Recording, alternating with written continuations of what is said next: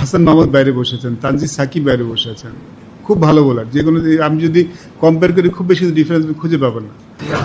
আমি প্রথম কথা আমি পিছনে ফিরে তাকাতে চাই না, পিছনে কি হয়েছে না হচ্ছে। আমার আসলে আগে যারা কাজ করেন তাদের নিশ্চয়ই একটা কোনো পরিকল্পনা নিয়েই তারা কাজ করেছেন। আলোচনা আমরা সবার সাথেই করেছি। দেখুন ক্যাপ্টেন্সি কি হবে না এটা পুরোপুরি বোর্ড ডিসাইড করে, আপনারা জানেন এটা। সো যেহেতু মিরাজ আমাদের captain till next world cup, আমাদের ক্যাপ্টেন কিন্তু তিনি, তার সাথে তো ডেফিনেটলি আমরা আলাপ করেছি।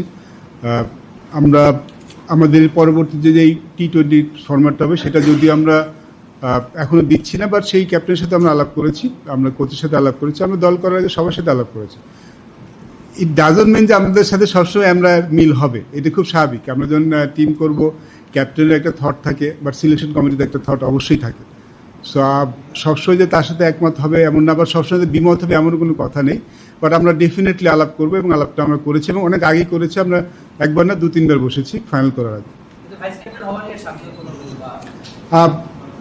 না, আমি কোনো এরকম কিছু শুনিনি যে আমরা ভাইস ক্যাপ্টেনের সাথে যে একদম আলাপ করি তাও না, বাট ডেফিনেটলি ক্যাপ্টেনের সাথে মূল প্রায়োরিটি তো ক্যাপ্টেন। বাট দু একজনের যে চিন্তা ভাবনা আমরা নেই তা না, আমরা তো টুকটাক কথা বলেছি। বাট দিন শেষে তো আসলে টিমটা তো স্কোয়াডের সিলেক্টরদের দেয়, বাট আমরা সবার সাথে আলাপ করে নিয়েছি। ডাজন্ট মিন যে সবার সাথে আমাদের মিলবে কিংবা সবার কথা আমরা রাখতে পারবো, যেটা হয় স্কোয়াড করতে হলে তো আপনার মত দ্বিমত হয়, বাট আমরা কথা সবার সাথে বলেছি ডেফিনেটলি।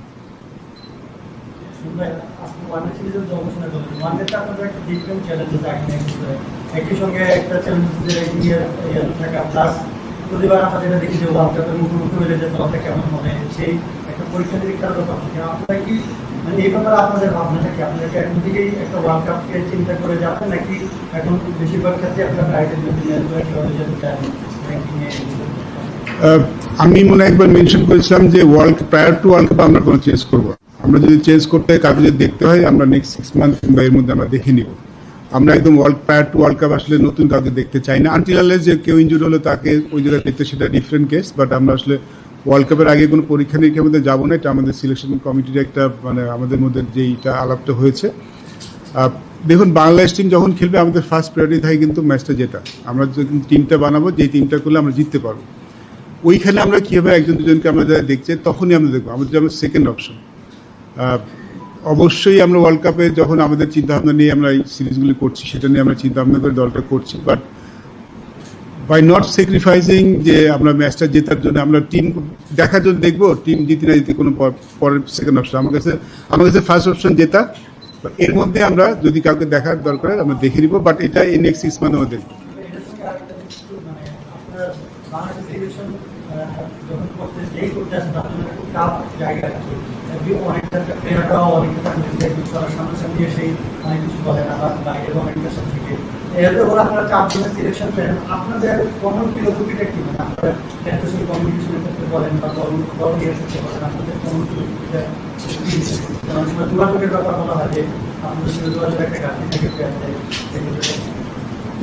যোগাযোগের ঘাটতি আছে বলে আমার মনে হয় না। আমার সাথে দুজন সিলেক্টর আছেন, তারা মাত্রই একসাথে খেলেছেন অনেকেই। আমি যেটা বললাম শুরুতে বলতে আমি অতীতের দিকে তাকাতে চাই না। আমার মনে হয় না যোগাযোগের ঘাটতি আছে কিংবা থাকবে এরকম কোনো ভাবনার কোনো অবকাশ নেই, কারণ সবার সাথে আমাদের কম বেশি যোগাযোগ আছে। Of the field, in the field সবার সাথে যোগাযোগ আছে। বাট দেখুন একটা জিনিস যে খেলাধুলার বুঝতে হবে যে যখন স্কোয়াডে আসলে সবাইকে তো অ্যাকোমোডেট করা যায় না।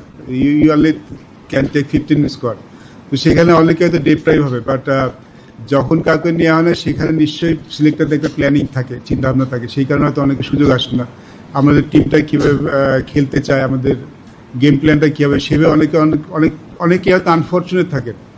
বাট আমরা যদি কেউ থাকেন আমরা এক্সপ্লেনেশন তার সাথে কথা বলবো ডেফিনেটলি, তাকে নিয়ে আমাদের কী প্ল্যান সেটা আমরা জানাবো। আমরা কেন দলে নেই, it's not a compulsory thing যে আমাকে সবাইকে আমি জানাবো। বাট আমাদের মধ্যে আমার এটা স্বাভাবিক বিষয় হচ্ছে যদি আমরা কোনো প্লেয়ারকে নেই অথবা কোনো প্লেয়ারকে যদি কখনো বাদ দিই, অ্যাটলিস্ট আমাদের তাদেরকে নিয়ে কী পরিকল্পনা, তাকে নিয়ে কী ভাবছি সেটা আমরা ক্লিয়ার করে দিই।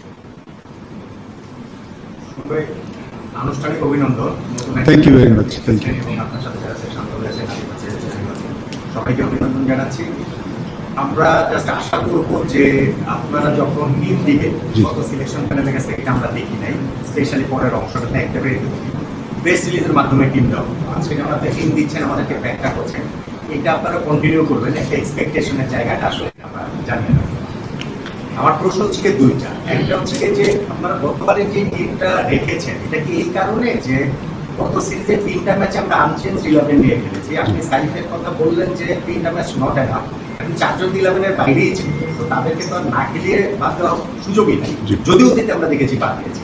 এইটা কি একটা রিজন কিনা, এবং সেই ক্ষেত্রে একাদশ নির্বাচন সিলেকশন প্যানেলে কি একটুখানি আরেকটু বড় ভূমিকা থাকবে কিনা ভবিষ্যৎ ওয়ার্ল্ড কাপে? আচ্ছা, ধন্যবাদ। আসলে রাইট, আমরা আসলে যেটা বললাম যে আমরা কন্টিনিউটিতে বিশ্বাস করছি। কাউকে না খেলে সুযোগ দেওয়াটার আমাদের কাছে অ্যান্সারটা আসলে আমাদের কাউকে নিয়ে আমাদের কাছে অ্যান্সারটা তো ক্লিয়ার হওয়া দরকার না। আপনি ধরেন যে দুটি ছেলে খেলেছে, সে মাহিদুল ইসলাম সুযোগ পায়নি, সো ওকে বাদ দিতে হলে আমার নিজের কাছে ক্লিয়ার হতে হবে না আমি কেন বাদ দিব। সো সেটা আমাদের কাছে ছিল না। সো আমাদের কাছে মনে হচ্ছে যেহেতু তারা সুযোগ পেয়েছে, যে জন্যই সুযোগ পেয়েছে, তাদেরকে একটু সুযোগ না দিয়ে বাদ দেওয়া ঠিক হবে না। এটা মূল কারণ ছিল আসলে সেম টিম রেখে দেওয়ার জন্য। আর সেম টিম যারা খেলেছেন, যেটা সাইফ হাসানের কথা হচ্ছে, আমি যেটা আবার মেনশন করছি যে আসলে আমার কাছে মনে হয় যেহেতু তাকে একটা রোল দেওয়া হয়েছে, তাকে একটু সময় দেওয়া উচিত বিফোর মেকিং অ্যানাদার চেঞ্জ। কারণ আমরা তো এমন নিশ্চয় করবো যে 3টে ম্যাচ দেখে আরেকজনকে এনে তাকে 2টি ম্যাচ ফেল করলে আবার অন্য কাউকে দেখবো, আমরা আসলে এটা করতে চাচ্ছি না। এটা মেন রিজন। আর একাদশ যেটা বললেন, ডেফিনেটলি দেখুন, একাদশ তো মূলত captain and coaches call, but আমি পার্সোনালি ফিল করি সম্ভবত বোর্ডও হয়তো এটা অ্যাকসেপ্ট করবে যে সিলেক্টরদের একটা প্রিফারেন্স বলেন বা একটা মতামত দেওয়ার একটা জায়গা তো অবশ্যই থাকা উচিত বলে আমি মনে করি। ইটস নট দ্যাট যে সিলেক্টরে একাদশও করে দিবেন, বাট সিলেক্টররা তাদের মতামত তারা কি ফিল করছেন সেটা তো তারা জানতে পারবেন বলে আমার বিশ্বাস, এবং সেটাই থাকা উচিত বলে আমি মনে করি। একটু লিটনের প্রশ্নটা ছিল। জি, লিটনকে কি আপনারা নাম্বার 4-এ দেখছেন কিনা? ওডিআই ফর্ম নিয়ে তার অনেক দিন ধরে কোয়েশ্চেন ছিল, লাস্ট সিরিজটা খেলেছে, শেষ 2টা ম্যাচে 41 করছে নাম্বার 4। লিটনকে কি আপনারা ওই নাম্বার 4 ব্যাটসম্যান হিসেবে দেখছেন? অ্যাট দিস মোমেন্ট আমরা এখানে আসলে অন্য কোনো চিন্তা করছি না, বাট পার্সোনালি যদি বলেন, দেখুন ওপেনিং কিন্তু Liton was quite successful. He is one of our best batsman. তাকে নাম্বার 4-এ আনা হয়েছে। আমি যত জানি যে মিডল অর্ডার একটি স্টেবিলিটি করা দরকার, বিকজ মুশফিক রহিম, মাহমুদুল্লাহ চলে যাওয়ার পরে আমাদের আসলে ওইখানে খুব একটা এক্সপিরিয়েন্স নেই সম্ভবত। সেই জন্য তাকে আমি মনে লিটনের স্যাক্রিফাইস করেছে এটা যে পিছনে চলে এসেছে, বিকজ আমি জানি যে তিনি নতুন বলে কমফোর্টেবল অনেক বেশি ফিল করেন, সেখানে তিনি ব্যাটিং করে থাকেন। বাট যদিও তিনি টেস্টে 6 নম্বর ব্যাটিং করে থাকেন, but ODI format different ball game. At this moment আমরা আসলে সেটা চিন্তা ওইভাবে ভাবছি না, বাট ভবিষ্যৎ দেখা যাক কি হয়। But he is one of our best batsman. আমরা চাই তার বেস্টটা যেন তার কাছ থেকে পাওয়া যায়, কীভাবে পাওয়া যায় সেটা আমরা চেষ্টা করবো।